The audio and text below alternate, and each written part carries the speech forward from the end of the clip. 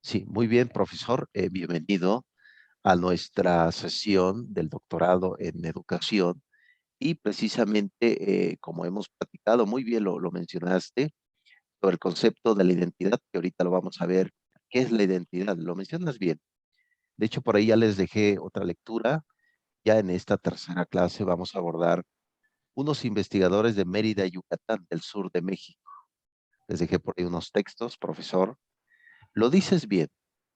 El papel de un investigador, recuerda que revisamos ya a Roberto Hernández Sampieri, este profesor de México, en su libro Metodología de la Investigación, donde hablaba algunos mitos, ¿no, profesor Sapi?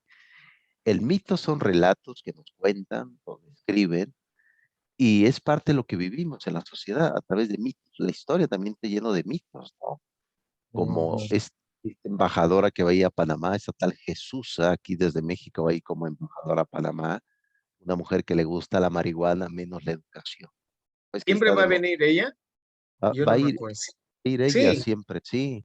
wow, wow, wow. Bueno, eso es cosas interesantes, maestro. O sea, me parece también creo que uno va desnudando esas cosas políticas internacionales, como que es algo, por ejemplo, vamos a enviar supuestamente un embajador a Paraguay, Uruguay, yo creo también un poco una persona que fue ministro de Cultura casualmente, ya lo sacaron, vinieron otro, ahora a él lo van a enviar a Paraguay.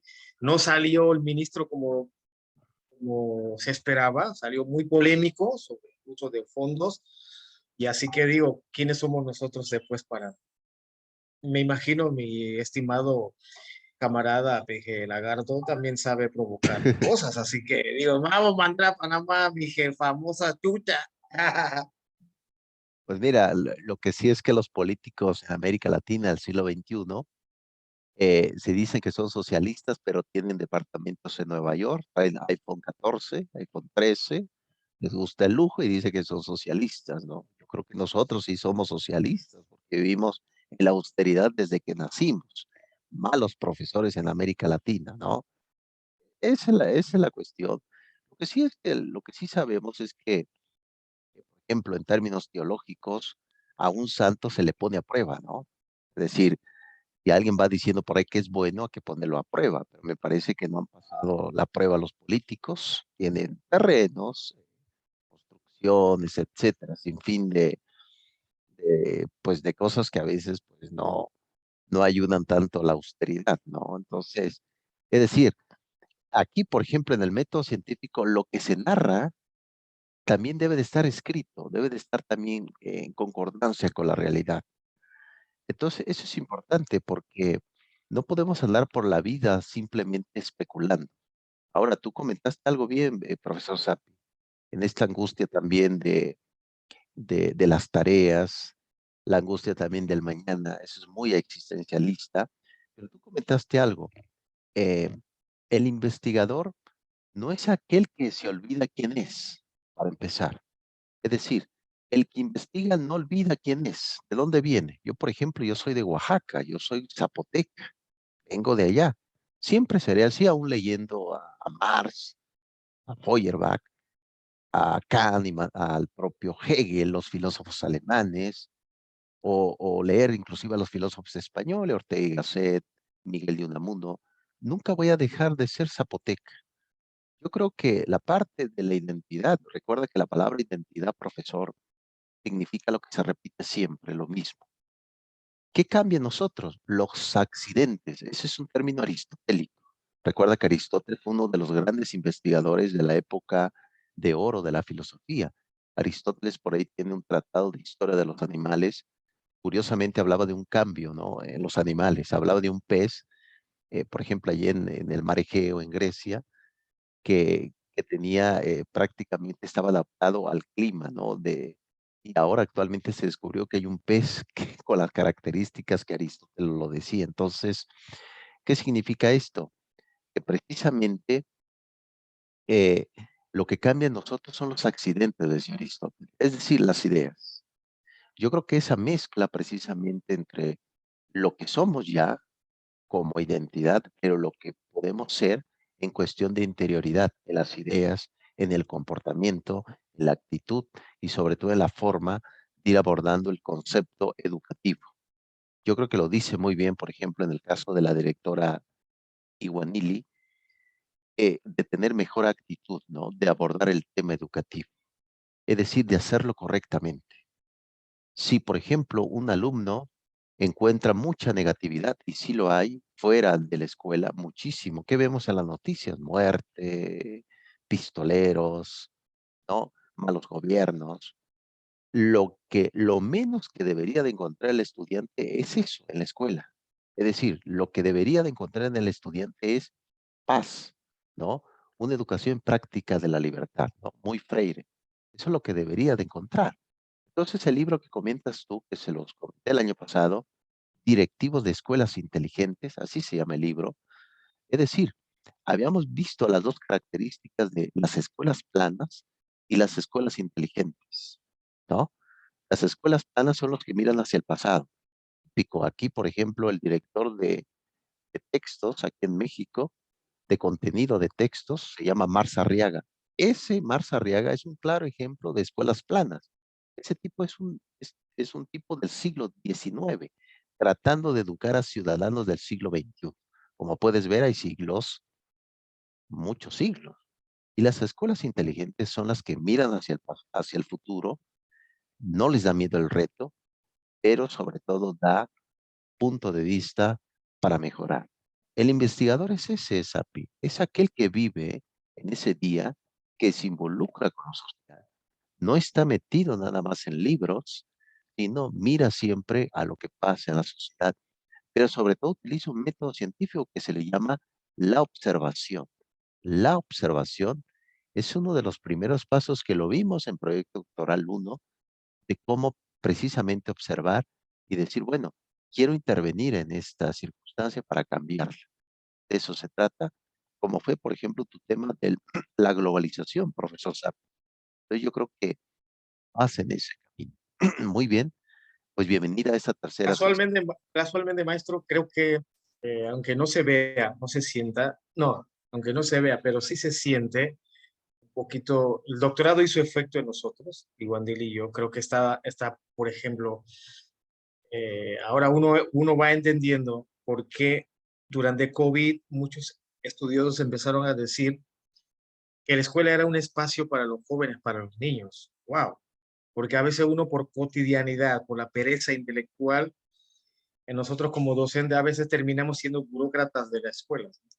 Entonces dice, wow.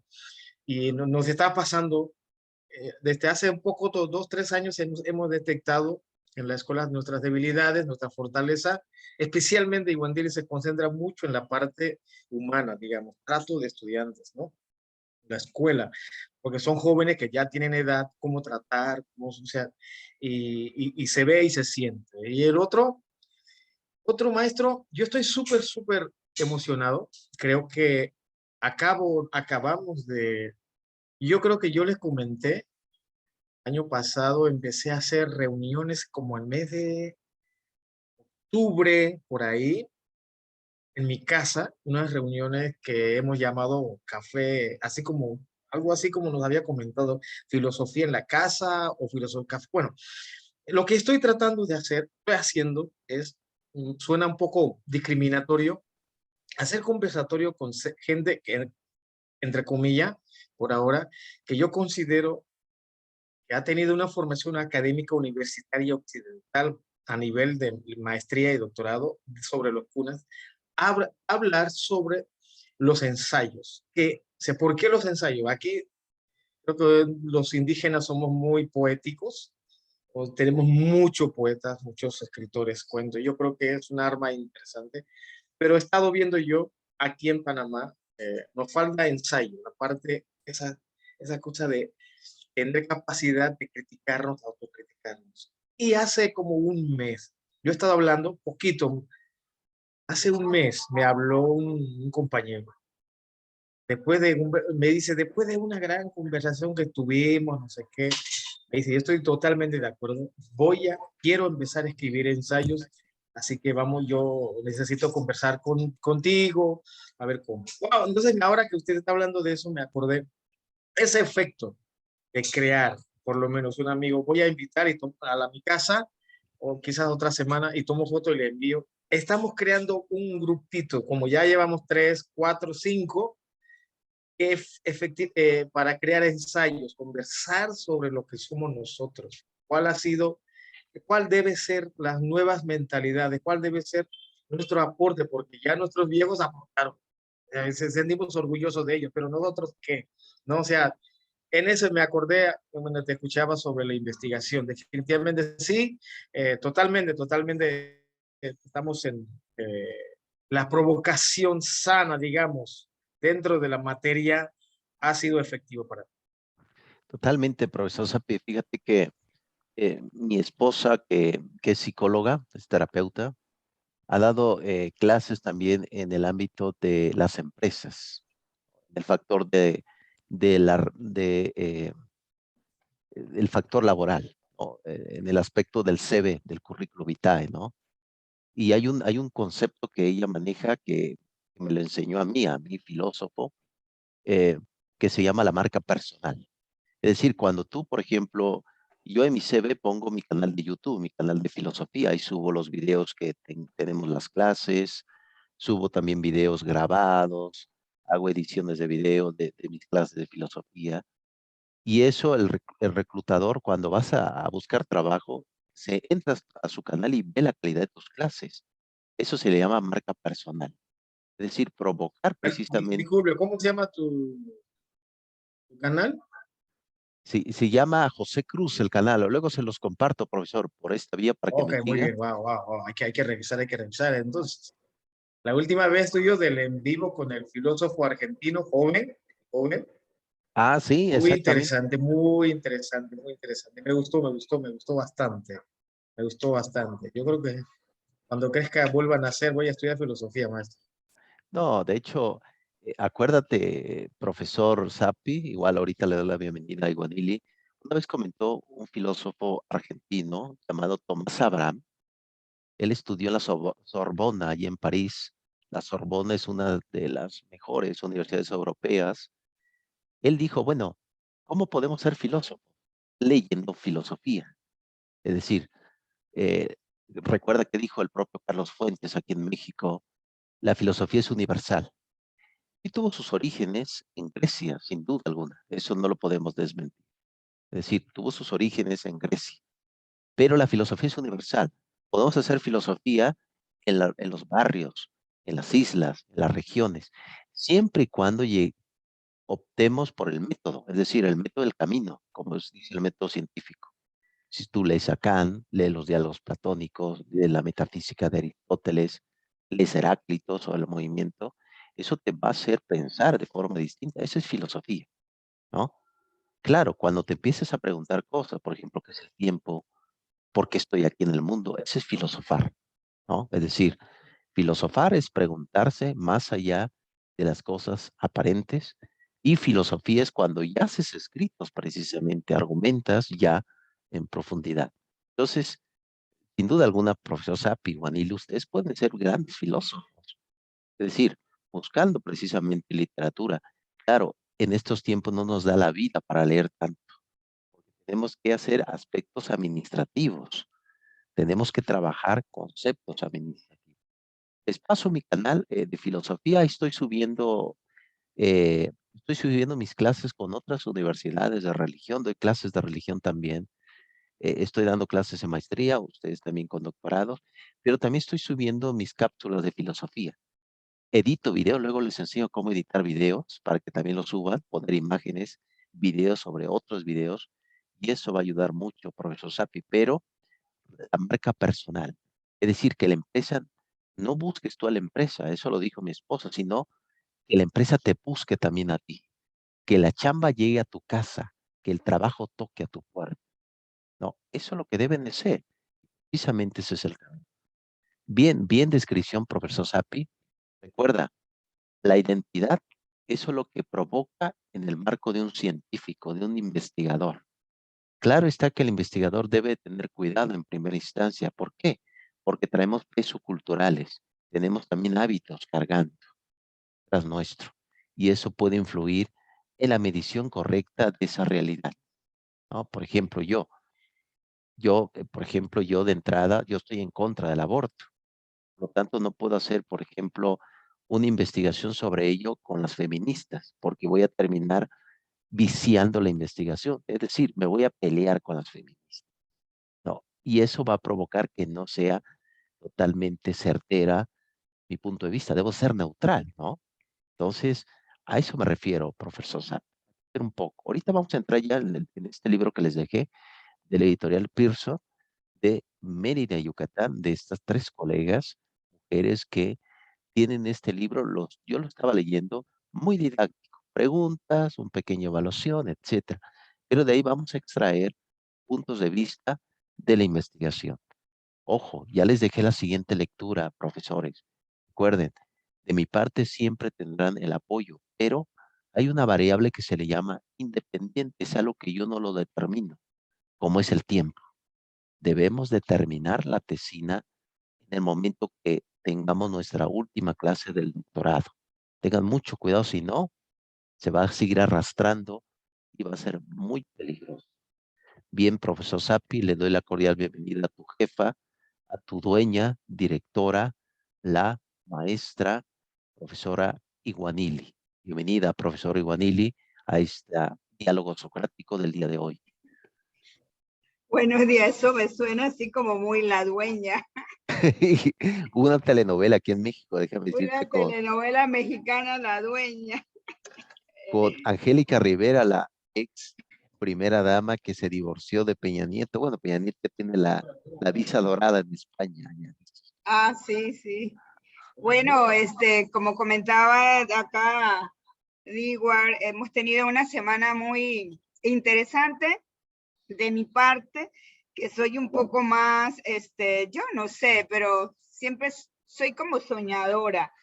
Siento que siempre tengo sueños todos los días y lo aterrizo a mi trabajo directamente, a mi carrera, a mi profesión, a la danza. Y definitivamente este proceso, cada vez me aterrizo en mi profesión de que antes de ayer le decía, bueno, digo, yo voy a escribir mis libros, primero mi autografía, toda mi experiencia como profesional de la danza, como mujer indígena, y luego entrar en el campo de la investigación, que hay temas bastante para escribir. Vamos a ver si el tiempo me da.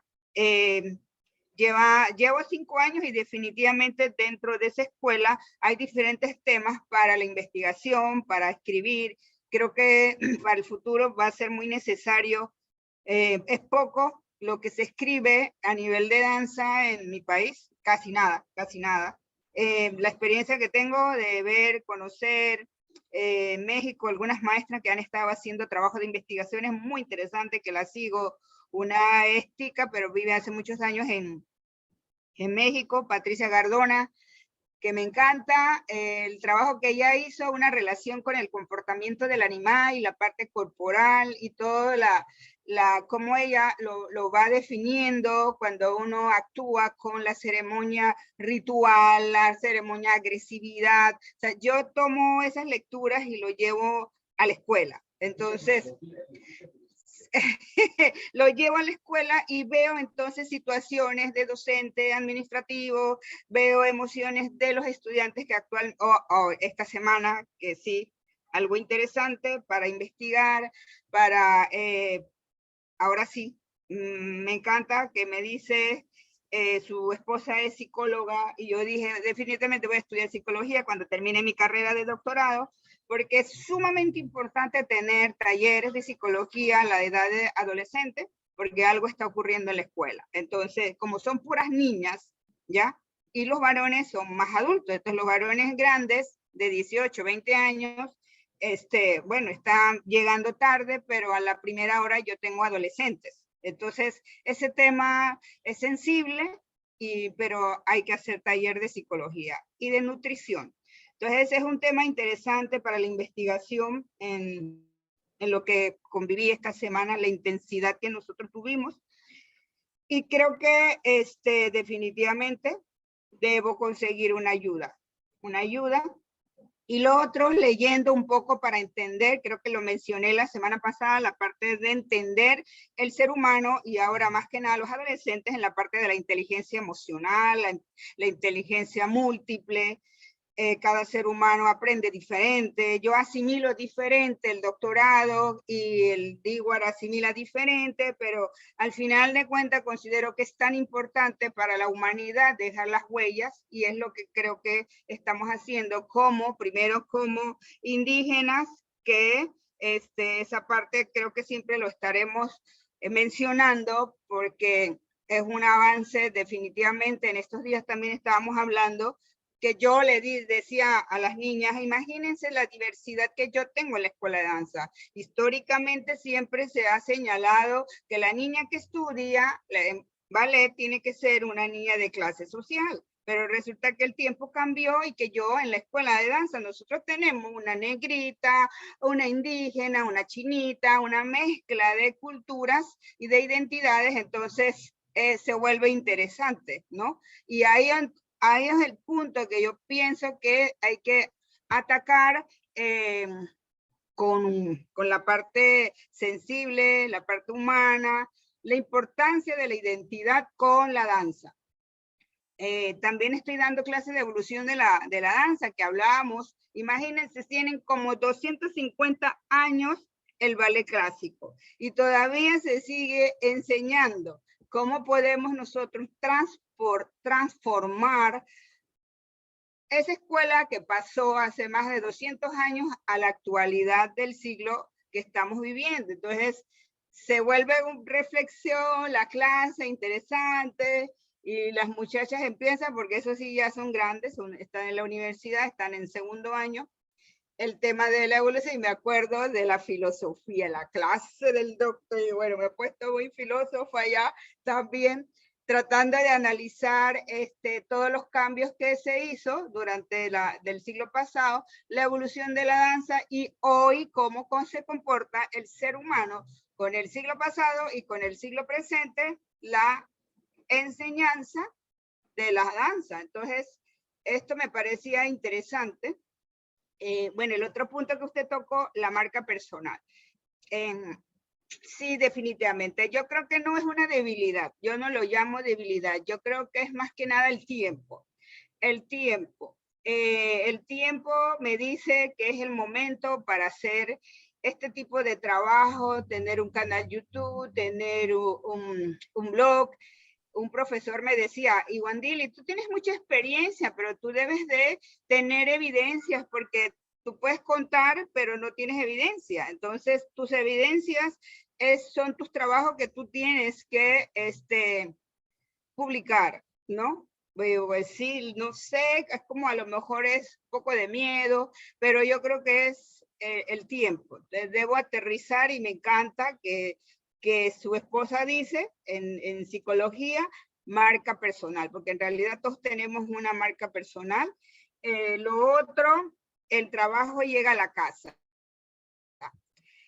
Definitivamente estoy de acuerdo, cuando uno realmente está trabajando, está haciendo, hay gente que te sigue, hay gente que no, pero sí. Entonces, bueno, a mí me llega el trabajo a la casa, pero el tiempo no hay, ¿ya? Se me está acabando, digo, ayúdame, se me está acabando las pilas. Vea que no me va a estar saboteando. Vea, vamos rapidito aquí. La batería. Préndemela. Ajá. El pan de cada día de todo profesor. El tema de la tecnología, profesor Iwandili. Ahí está. Se me va a tapar el cordón.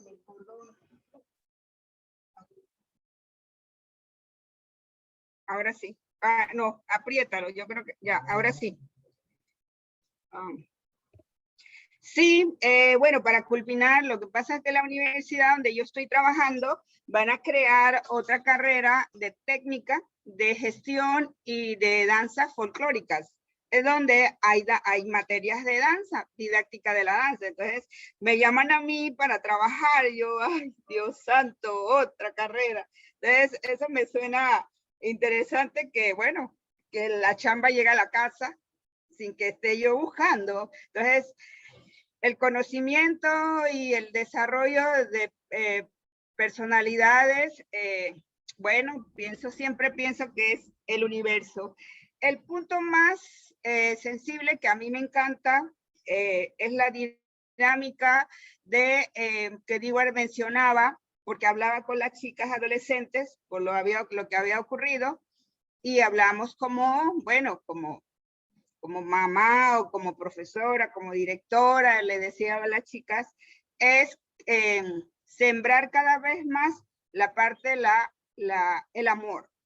El amor. Definitivamente el amor es la fortaleza en una escuela, la sensibilidad, porque si no hay esa parte humana de sensibilidad, el amor, la técnica es tan exigente de ballet, entonces se vuelve psicológicamente un caos. Entonces, creo que esa es la parte del 60, casi puedo decir casi el 80% que hay que cultivar el amor. Pero no todos estamos conectados. Entonces, el equipo de docentes tenemos que tener una actitud de, no de cambiar, como decía Dewar, sino a lo mejor con el tiempo, los talleres, las conversaciones, reflexiones, puede apoyar muchísimo para analizar, para filosofiar, ahora sí, temas que realmente es importante dentro de una escuela, porque estamos trabajando con adolescentes, con niños. Entonces, esa es la parte que a mí sí me interesa muchísimo y lo reflexiono todos los días, maestro, definitivamente. Totalmente, profesor Iguanili. Hay muchas premisas. Acuérdense que dentro de la propuesta lógica, la lógica es una ciencia que estudia el correcto pronunciamiento del lenguaje, es decir, de ese espíritu que va detrás del lenguaje, la lógica, y hay unas concepciones que se llama premisas en lógica. Dentro de esas premisas, observo algunas cosas en tu argumentación, profesor Iguanili. En primera instancia, qué bueno que nos preocupemos por algo. Yo creo que sería más preocupante preocuparse por algo que no tenemos. Es decir, en este tema, por ejemplo, ustedes se preocupan porque tienen algo. En este tema, la parte laboral, la casa, una relación. Sería triste preocuparse por nada, ¿no? Es decir, tenemos preocupaciones que están en la nada. Es decir, que no tenemos, gente que no tiene trabajo, ¿no? Es decir, esas son preocupaciones, al igual que lo tenemos nosotros ahorita, pero al menos nos preocupamos por algo que sí tenemos. Yo creo que, por ejemplo, profesor Iguanili y el profesor Sapi, ya somos viejos conocidos, no nos conocimos en esta materia. Ya venimos ya caminando juntos y ustedes son de excelencia. Simplemente organicen su tiempo. Les recomiendo que tengan por ahí una agenda donde anoten, bueno, de tal hora a tal hora y me voy a dedicar a esta actividad, pero tampoco no olviden vivir, ¿no? A que no pierdan de vista esto. Lo digo como filósofo, no pierdan de vista vivir. No se metan tanto, salgan a caminar, salgan a pasear. Ahí en esas vivencias curiosos sale cierta reminiscencia, recuerdos, ¿no? Pero también es inspiración, porque el investigador se inspira también. Es decir, a veces, me acuerdo una vez que hay un libro pesado, por cierto, nada fácil, se llama La Fenomenología del Espíritu. Fenomenología del Espíritu, de Jorge Guillermo Federico Hegel. Lo publica en 1807. Es un libro importantísimo en la filosofía del siglo XVIII. Y terminó de escribir el libro y salió a caminar. Y por ahí se encuentra un hombre que venía a caballo, ¿no? Venía cabalgando. Se miraba un hombre grande, así, imagínate un caballo grande y el hombre. Y cuando se bajó del caballo era chaparrito, ¿no? Y decía él, bueno, yo creo que el caballo sí te daba personalidad. Pues era Napoleón Bonaparte, Napoleón I, ¿no? Entonces cuando lo vio se impactó de la personalidad, era un hombre chaparrito, etcétera, pero tenía personalidad. Entonces él dijo, bueno, mi libro que he escrito tiene mucho que ver con él. Aún siendo, se ve tan grande, pero es pequeño, pero tiene personalidad, decía Hegel. Entonces, este tipo de experiencias lo encontramos en el día a día, es decir, todo este suceso de un estudiante que te saluda, de cuando llegas a clase, que el profesor Sapi no ha entregado las planeaciones, etcétera, que le hace corajes a la profesora Iguanili, todo eso es precisamente el sentir de la educación, el sentir de todo investigador, profesora Iguanili. Los dices bien. La segunda premisa es que todo lo que acabas de decir, escríbelo en tu tesina, todo lo que describes, escríbelo, profesor Iguanili. Hay que poner una grabación, tu celular, oye, grábame, voy a hablar, porque a veces eh, somos honestos. Tenemos habilidades para hablar mucho, ¿no? Más los de Latinoamérica, bueno, somos americanos también. Los americanos tenemos mucho que hablar, pero poco que escribir, ¿no? A eso se le llama, por ejemplo, lectura tabernácula, se le llamó este profesor Díaz Barriga aquí de la UNAM, pedagogo. Es decir, lectura tabernácula son pequeños, cortos textos, ¿no? Palabras cortas. Hablamos mucho, pero escribimos poco. Yo creo que deberíamos de empezar a escribir. Igual la cultura dice mucho, pero tiene poca historia. Eso es importante también escribir. Es decir, así como la tecnología, también la escritura es la memoria del tiempo, porque todo lo que expresamos se nos olvida muchas veces. Por lo tanto, la escritura nos recuerda qué somos, hacia dónde queremos ir, para no perdernos. Así como la segunda premisa, ¿no? Y la tercera premisa, tiene razón Iguanili, una vez comentó Aristóteles que teníamos la misma inteligencia, ¿no? Y ese tipo de estructura llegó al aula a partir ya de siglos posteriores, siglo XVIII, XIX, y pretendíamos tratar a todos por igual. No, alguien aprende a su ritmo, alguien es más visual, ¿no? Mira, observa y aprende a través de eso. Existe sin fin de inteligencias. Lo que no cambia es lo humano, ¿no? Somos seres humanos con finitud.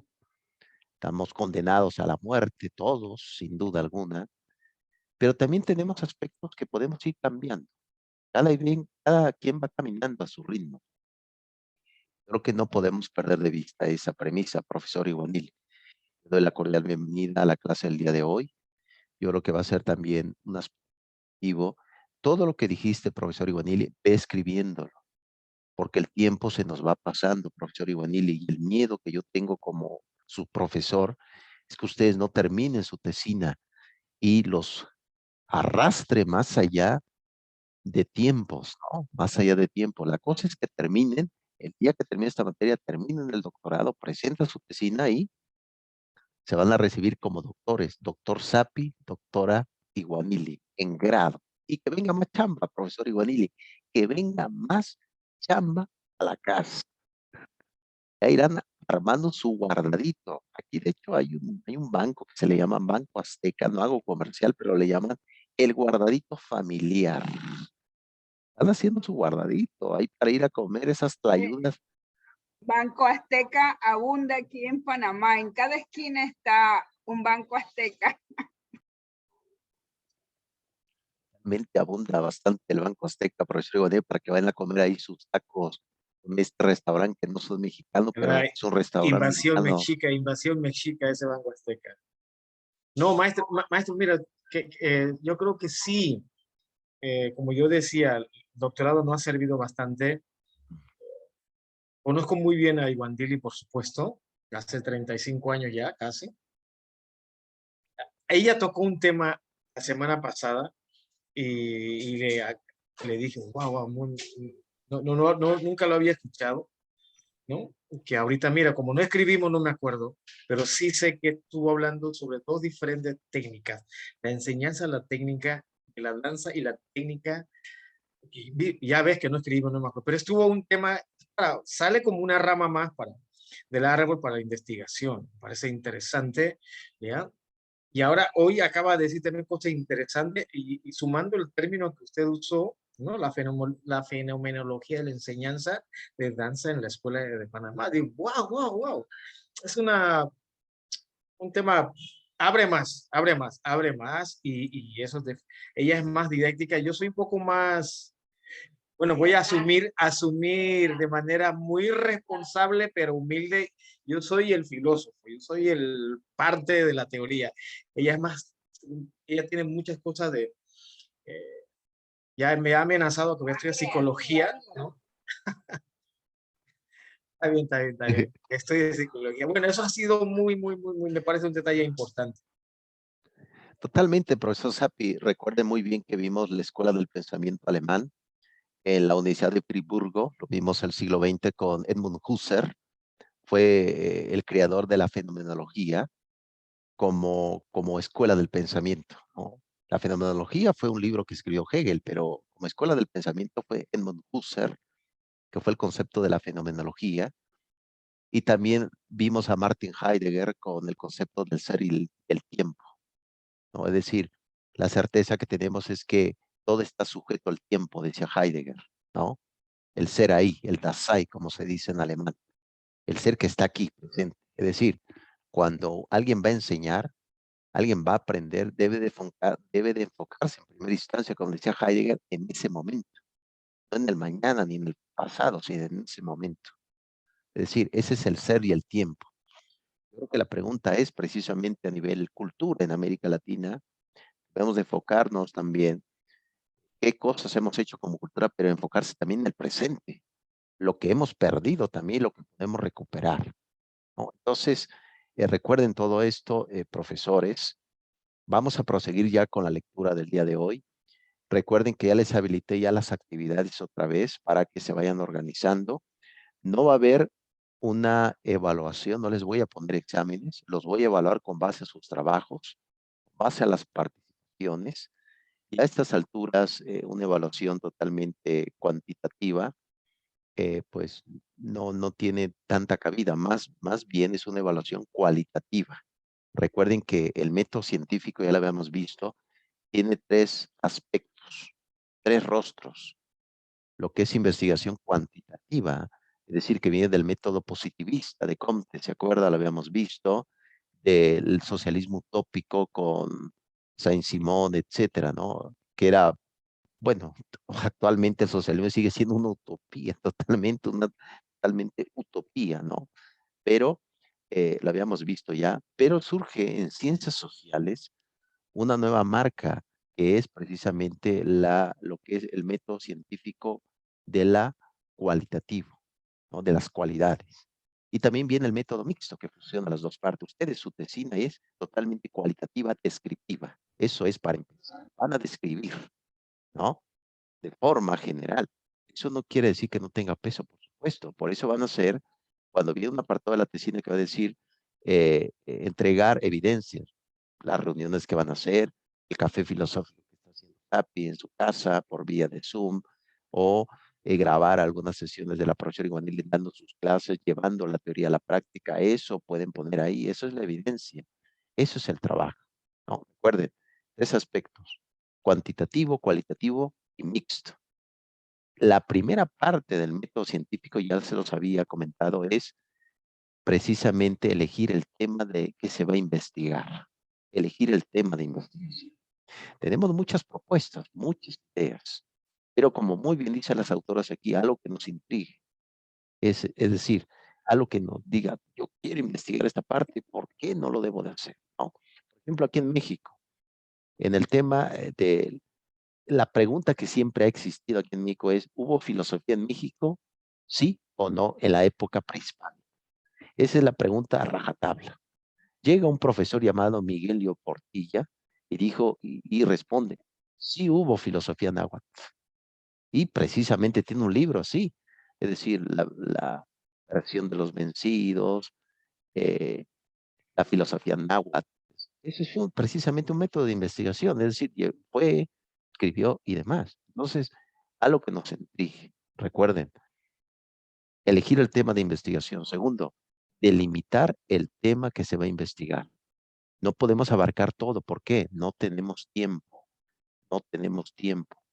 Hay trabajos que llegan más allá de 100 cuartillas y ya se convierte en una tesis y lleva más tiempo.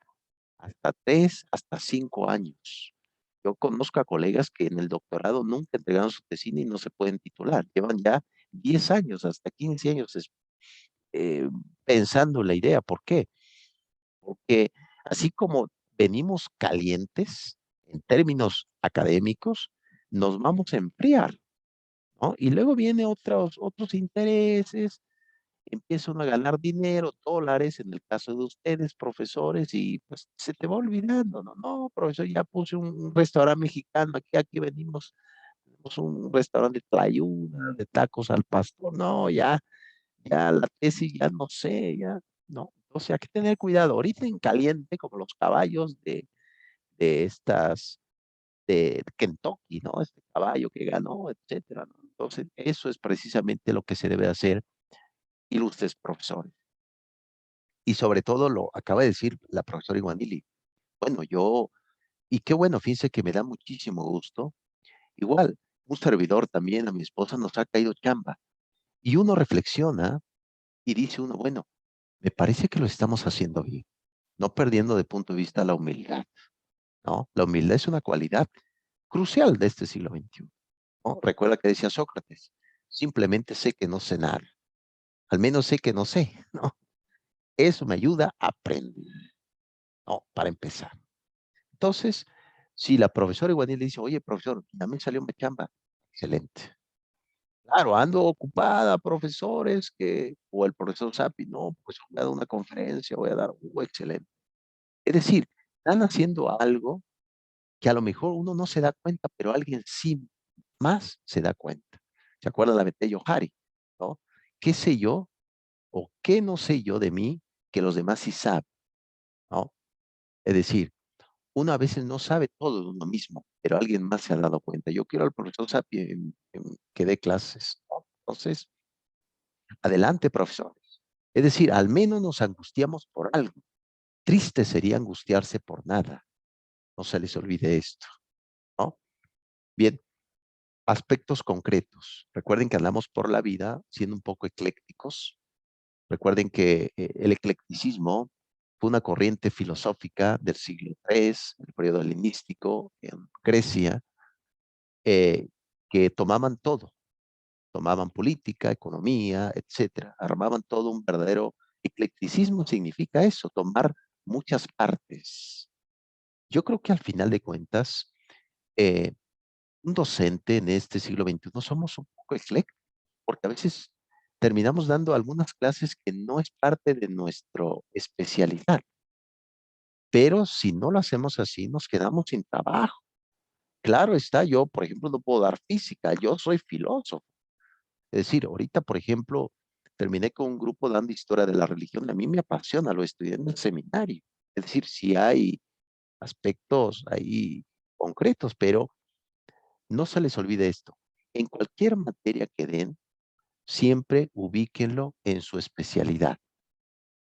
Mezclen un poco, hagan parafraseos, determinen conceptos, ¿no? Es decir, dentro de la danza, lo voy a jalar a mi especialidad y darle un sentido, el relato del cuerpo, el cuerpo, la dignidad del cuerpo, el alma. Actualmente, recuerden, vivimos una época que se le llama agnosticismo. El agnosticismo, ¿qué es? Que lo que importa es la mente, no el cuerpo. Pero si el cuerpo no existe, la mente tampoco. Es decir, por lo que yo he interpretado como filósofo, ustedes son los expertos, pero yo sé muy bien que hay que dignificar el cuerpo. Es decir, el cuerpo también es una forma de expresión de la dignidad de la mente. Ustedes son expertos. Me estoy metiendo en territorio peligroso, ¿se dan cuenta, profesores? Me puede explotar una mina. Y me voy a ir de aquí. Ah, el detector me empezó, aquí tengo un detector, miren. Empezó a sonar. Ah, una alarma. Aléjate, aléjate. Ya me alejé. No, pero así era. No se les olvide, un poco eclécticos, pero ser concretos, concretos. Y hablando de concretos, ¿cómo vamos, profesor Sapi, con tu tema de investigación? ¿Cómo vas avanzando con el tema de la globalización? ¿Cuál era tu tema de investigación, profesor Sapi? Sí, sí, sí, muy bien, muy bien. Casualmente tuve así una conversación. El lunes también tuvimos una función con nuestros jóvenes, también uno de los trabajos que tenemos. sobre un grupo, no sé, creo que hemos hablado, Iván Dili fundó una organización que se llama Taller Willet, donde un espacio cultural para la juventud. Ya viene hace como desde 99, casi más de 20 años, ¿no? Que tenemos ese taller. Entonces, en el camino 2005 se creó una orquesta de puros jóvenes cunas. Entonces también atendemos a esto. Tuvimos lunes también una función con ellos y ahí se reunieron Yetze Cuna, muchos intelectuales cunas. Aproveché una conversación así mínima de 3, 5 personas. Casualmente el tema fue de globalización. Y yo me imaginé, maestro, yo imaginé ya conociendo a ellos, porque es mi edad sociológica, tenemos la misma edad, digamos, de educación, y creo que tuvimos, conociendo esa mentalidad que ellos tenían, porque de eso estábamos nosotros formados, supuse que definitivamente muchos no estarían de acuerdo con la globalización. Y efectivamente, así creo que también contigo fue una clase que tuvimos sobre globalización que me aportó, me abrió los caminos y justamente fue eso, ¿no? Decir, wow, de los 6 que estábamos, 1, 2, 3, 4, 5, 6, por supuesto, nadie estaba de acuerdo con la globalización. Entonces yo le dije que yo estaba haciendo mi tesis sobre educación, pedagogía cuna y globalización. Wow, o sea, quedaron amigos y dijeron, a ver, vamos a ver. Nada más, como era una esquina del mall, un supermercado famoso, entonces yo dije, yo de una vez armé, dije, bueno, eso para provocar y además tener respuesta. Sí, ¿No? totalmente. Y entonces nada más le hice una sustracción del tiempo, del 1925 hasta 2022, le dije, mira, si no fuera por la globalización, olvídese que nosotros la revolución cuna no hubiera superado. Y tanto es así que los ancianos, los viejos, que no estuvieron en ninguna universidad occidental, sino en la universidad, ahí donde yo ataco mi idea de la tesis, donde estudiaron en la universidad, ellos sabían muy bien lo que era, hoy conocemos globalización. Si no fuera, imagínate, maestro, empezó una semana antes, apareció famoso buque de guerra de los gringos que se llama Wisconsin. Mismo gobierno de Panamá. Espera. ¿Qué pasó? Cuando empezó el ataque, ya estaba la armada de los gringos para auxiliar para cualquier momento, porque sabían que si iban los policías panameños, iban a aplastar, ¿no? Así que digo, si no fuera por la globalización, no olvides, la Exacto, revolución no funciona. exacto, profesor Sapi. Vamos a retomar ahorita tu idea. Nos vemos un momento y ahorita les envío nuevamente la liga para que nos vayamos como al 20 para las 9, para que vayamos a desayunar, Perfecto, etcétera. perfecto. Ahorita les envío otra liga, profesores.